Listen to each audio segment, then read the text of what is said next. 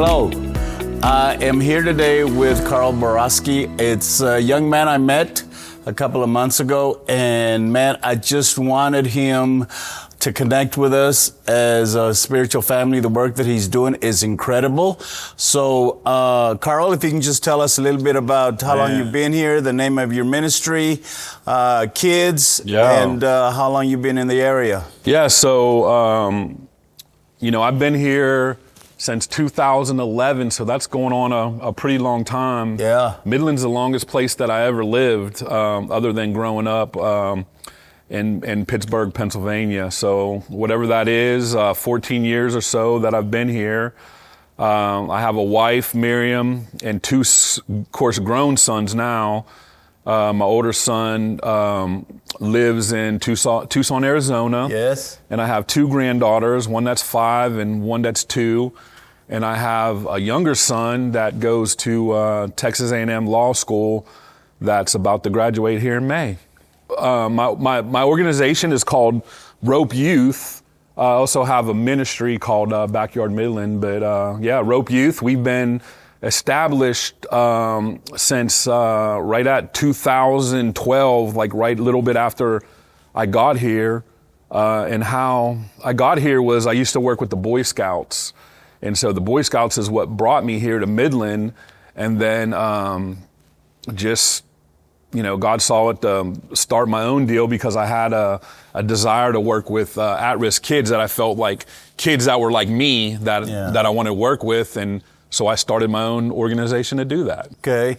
And really just kind of piggybacking on that, I know obviously it's a process. Was there a moment where you thought, or God spoke to you and said, this is the lane I want you to be in, this is what I want you to do? And can you explain how that moment came? Yeah, I definitely, so a lot of the stuff I do comes from personal experience, so like you don't do anything unless you have empathy, you could sympathize for somebody, but the empathy is, so I was one of the kids that, I didn't have a dad. So that's I'll get into that, fatherlessness, but I didn't have a dad. My life experience was a young mother, being homeless. We were homeless, and I saw some things, my mom do some things that a kid shouldn't see a parent do. Yeah. Like I said, no dad. And a big moment is I saw my mom give my sister away to a man, just like gave her away, and we walked away. And a little bit later on, my mom abandoned me.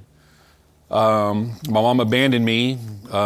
then, the police picked me up, and I found myself like living in foster homes, going through the foster care system. Yeah. And so out of that, I went, a lady and a man picked me up, and it was the first time that I went to another foster home that didn't have kids in there. It was just me. Just you. So the past foster homes, I wouldn't talk to the people. I was very difficult. But this lady and this man, they broke me down. I never had hugs or anything like that or affection. And this lady and this man broke me down. And I lived with them probably like a year or so because, when you're a kid, you don't really know terms and phrases. But I lived with them about a year before I discovered I wasn't in a foster home. I was living with my aunt and uncle. So my mom's sister had found me out of foster care. But, when you don't know anything, somebody said, hey, I'm Aunt so-and-so. I didn't know what that meant. Yeah. And so that just kind of, of course, my wife's, my aunt is just amazing. My uncle's amazing. And that's when, you can start kind of learning, about God where you didn't hear it, hear a little bit in there. But, so my life was a little bit found in a different direction because, like I said, not having a dad and not having stable people in your life, it was easy for me to make that decision, because it was a gamble, leaving like a steady job and starting your own thing. Yeah. And so, but I wanted to work with kids that were like me because that empathy part. But going into that, of course, this is the PG version of the story, man. There's a lot of stuff that happened into foster care and different things with mom's boyfriends and different things. But this is a PG version. But, so just going to your question, like I used to feel, I used to feel kind of, why'd I go this route? And then, just a simple car ride with a guy was just explaining to me is like, man, you are where you are now because of God, and this was your training, you know what I mean? It was like, this is the perfect position for you. Just because of what God put you through, I'm able to do what I do now. And a big part of that is having empathy for kids because like, going to schools, working with kids, these kids have horror stories. Like it is, their only really opportunity is to grow up, and then, one of our big things to encourage kids is like, your parents' life doesn't have to be your life, have a better life than what they do. So, just going through that, I feel like, God uses people. And he's been using me, he's been using me. And sometimes I get frustrated, because sometimes I get frustrated, I get overwhelmed. I heard this term compassion fatigue, and it wears on you, like you keep hearing everybody's stories and their struggles. But, I feel like, God gives you the strength to do that. I'm real in tune, like, hey, I'm real in tune to like the Holy Spirit, like, hey, praying, God, get me through this. I know exactly what that feels like, like to get that strength and be able to say the right things, to be able to say the right things to kids. But there was a moment in your life where you mentally or verbally said, yes, Lord, yes, I'm going to do this. So, of course, everybody early on in life, they're, when you're in the church and they have the altar call and you kind of been through there. And I guess just like, my main thing was like, my experience, I was able to go to college, that's why I say, I was like, I didn't have a path to go to college, but I went to college. I played football in college, so that was my path, and met my wife there. And then, my wife, was a big inspiration on me. And then, of course, having a mother and growing up, like, just like hating her, like, and then having my own kid, it just made me want to be like, man, this is a great thing. It's just like a beautiful thing. But I've always felt real confident, when I had this idea about taking this risk, starting this nonprofit, and prayed about that, did it, and it was just like everything came together. You know what I mean? It's like, man, it was like, okay, what about this? What I'm going to need some funding. I'm going to need this, and people get behind it. And it seems like all that had happened for me. So God just like confirmed that it was the right thing to do. And since then, I've had several, affirmations of like, man, this is doing the right thing, or you're doing what you should be doing. Yeah, I'm doing what I should be doing, So explain a little bit of what is it that you do with Rope Youth and the kids? So with the kids, definitely, so we focus on two things. So we focus on food insecurity, and then we focus on fatherlessness. So, fatherlessness is a big thing because, it's more common to see a broken home family than it is to see a whole intact family. Wow. There's boys now that are missing out on having a father, and there's girls that are having the same issue because they don't have a father. So some of our programs, we started off, we had to have a juvenile offender program where we get court-appointed kids that are on deferred prosecution, and they come in, and we try to, it's the one thing, we try to redirect behavior. It's a lot easier to work with younger kids and try to prevent it than redirect. Yeah. But we working with, kids that, there's kids that do crazy crimes in Midland. They're going around stealing guns out of cars, doing things constantly.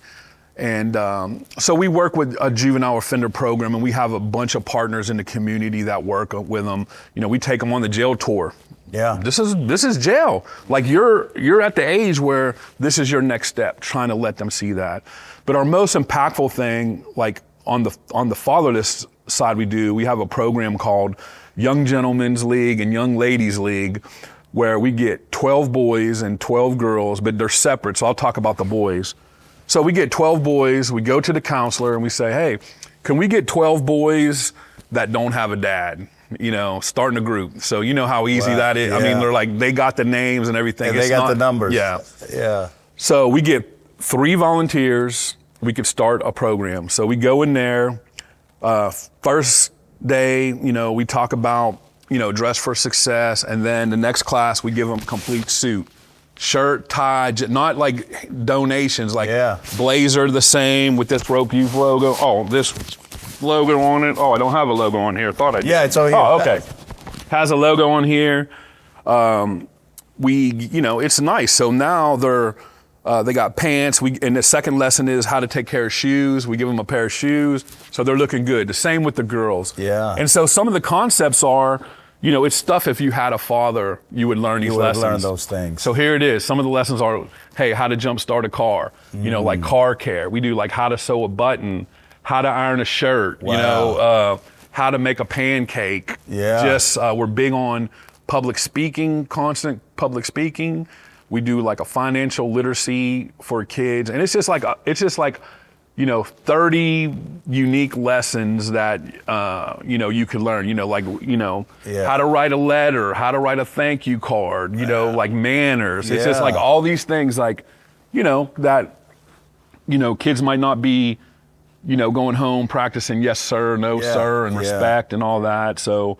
Well, when we initially spoke, you spoke about the food truck. Yeah. So tell us a little bit about that. Hence, the second part of our organization is food insecurity. So, people think like Midland's just great, it's a great pot, and people are doing well. Yeah. They are doing well. But still, like 57% of the people are economically disadvantaged in the schools. So, we just raised money and we paid the school lunch debt off.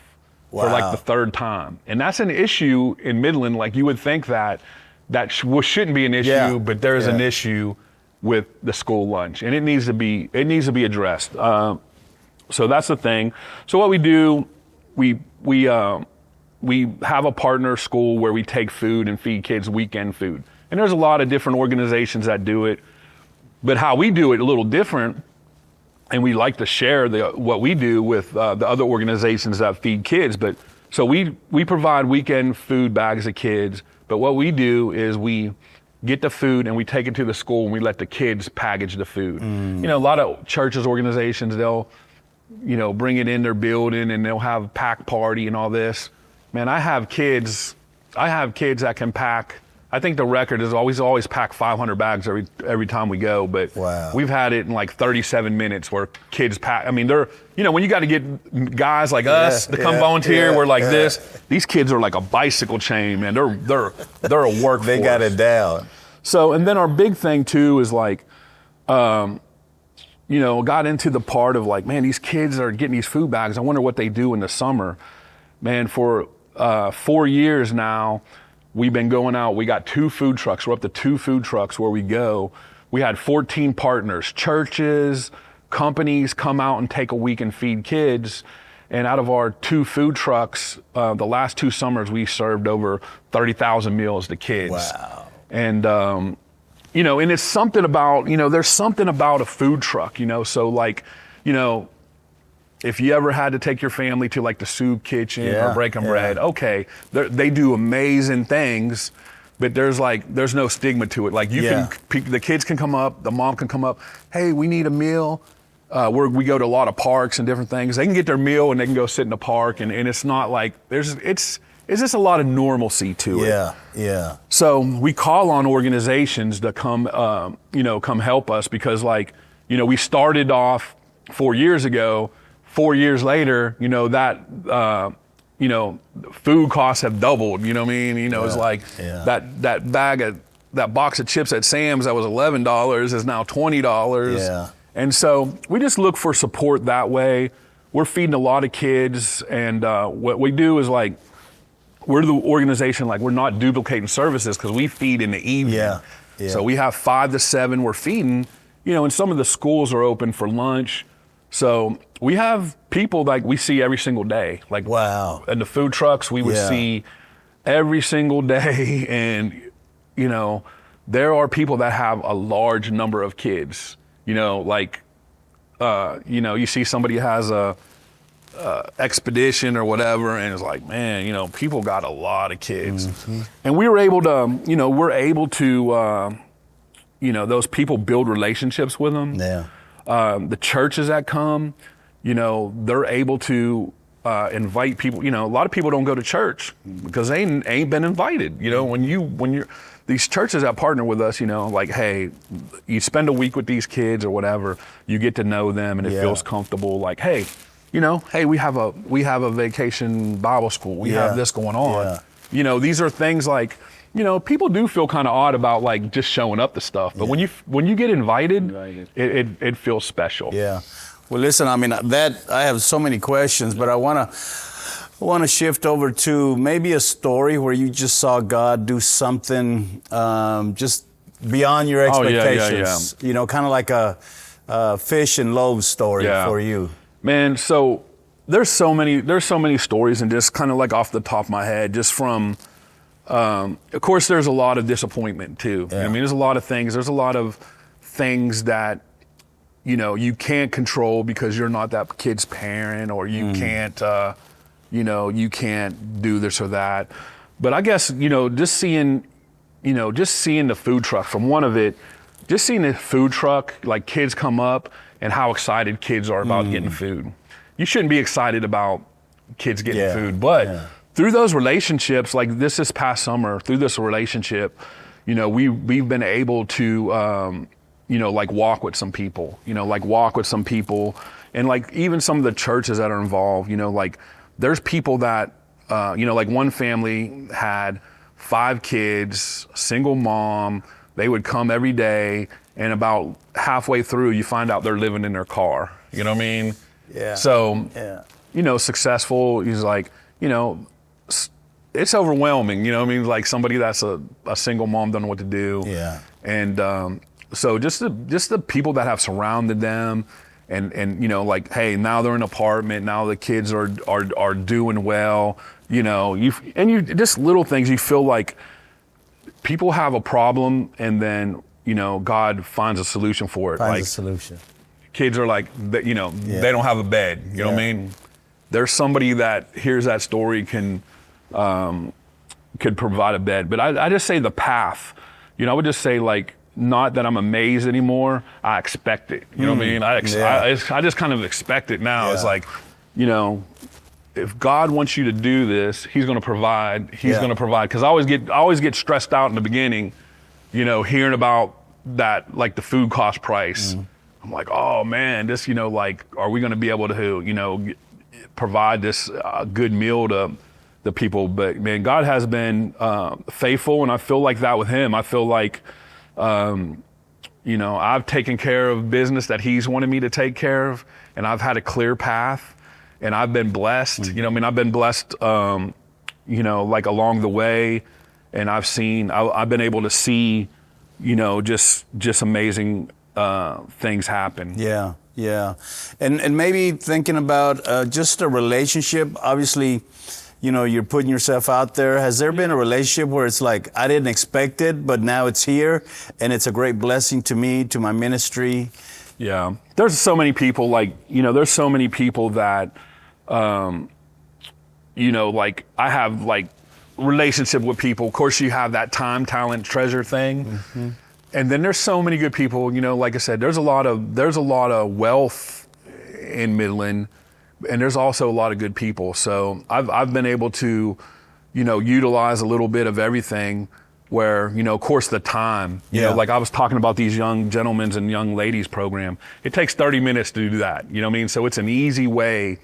Like if somebody wanted to get involved in, into a program, it's 30 minutes, and it's like, here's what to do. You're going to do sew a button this week. So I've met a lot of people that had the talent, and then of course the treasure part is, you know, it's big. Like it seems like it comes through, and you know, there's kind of a lot of good people. A lot of this panned off too, where we took our young gentlemen's concept, and now we're going to a nursing home and doing a men and a women's program. Wow, with the elderly. And that's like my highlight. Yeah.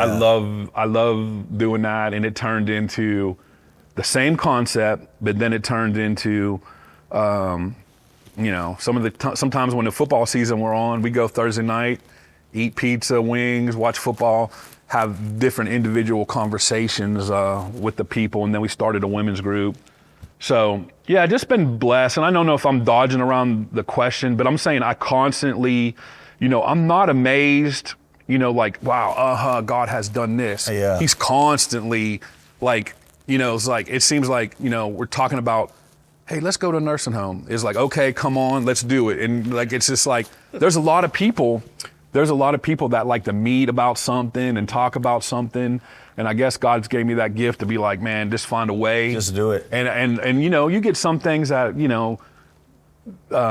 they're not real, they might not gel 100%, but like, man, if you have something to do with like feeding kids, taking care of God's kids and mentoring them and giving them a father figure, God blesses that. And then also I think like the impact that we have on kids and we have on different people in the community, that it drives the revenue. You know what I mean? It, like people want to see like, man, this like, you're feeding kids, you're doing this. And so I always feel like it's not that I feel blessed. I feel highly favored. I feel good because like so far I've been on this roller coaster high of how God has come through, but it doesn't shock me. You know what I mean? Now I'm just like, so like, like my uncle or whatever, you know what I mean? Like, he's beat cancer like 4 times, you know what I mean? And it's like, no shock. No, it's, it's just everywhere. He just, he's just, it's just like how God is, if so my personal, I go off of, I went to this class and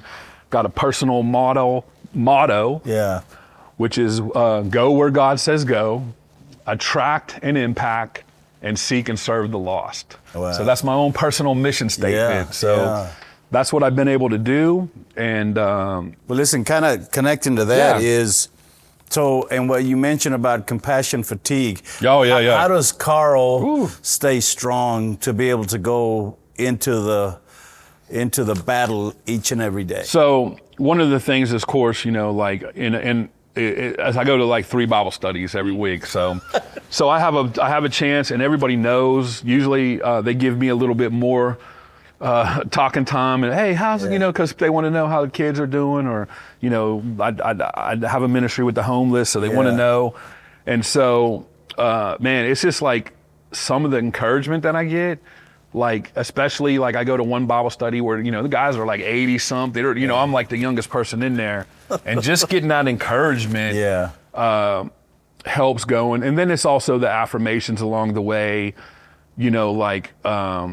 something simple like kid didn't have a jacket. Now you got a jacket. Or just seeing these things like calls I get or whatever, and able to, be able to solve simple problems.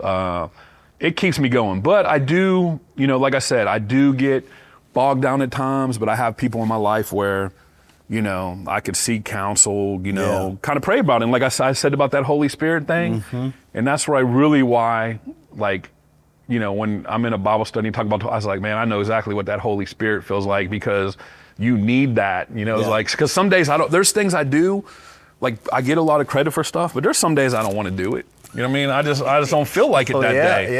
Especially like you're going to like a junior high or something, you're like, oh, I don't want to do this day. But like God gives you the strength to do it. And then usually you come out and you're like, you said something that you feel like they got, you know what I mean? And it's like, that's not me. Right. It's like God gave you that to say. So in that moment. Yeah. And that's been my life, man. That's been my life. Well, listen, as we get ready to finish up, I'm sure you've heard all the objections of maybe not keeping people from not helping you. But if somebody wanted to help, but in their mind there's an obstacle. What word would you give them to encourage them to step out in faith and come out and help you? So a lot of things are, there's a lot of different things going on. So, just say if you say like something like, hey, I'm interested in coming to the nursing home. All you got to do is come. There's no like expectations. The young gentlemen's and the young ladies program,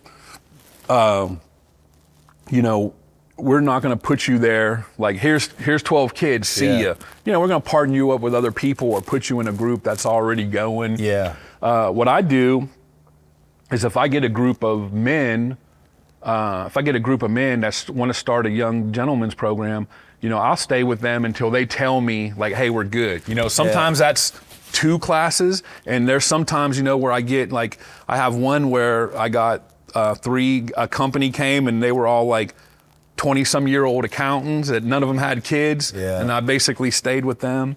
My wife goes with the girls and works with girls, and so there's always somebody there. You can always come and watch. You can always come and observe. You can always, you know, do little things. You know, like we need people like to come speak. Yeah. You know, we have like a career day. You know, like, hey, like kids want to be something or other. You know, so we have a lot of opportunities, and like I said, the young gentlemen's and the young ladies program, it's during a kid's lunch, so it's 30 minutes. Wow. And it's like, you know, 30 minutes is real entry level time, you know what I mean? Like, you know, but it's impactful. You're going to start coming and these kids are going to start building a relationship because it's all about relationships. Yeah. And then, you know, because you could go 3 or 4 weeks in a row and then miss, and then you just ruined it. You got to be consistent because that's why I want 3 people, because one's going to miss because something's going to happen. But they're going to want to know,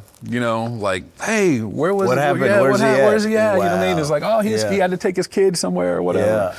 So, but anyways, it's an easy entry level thing to do.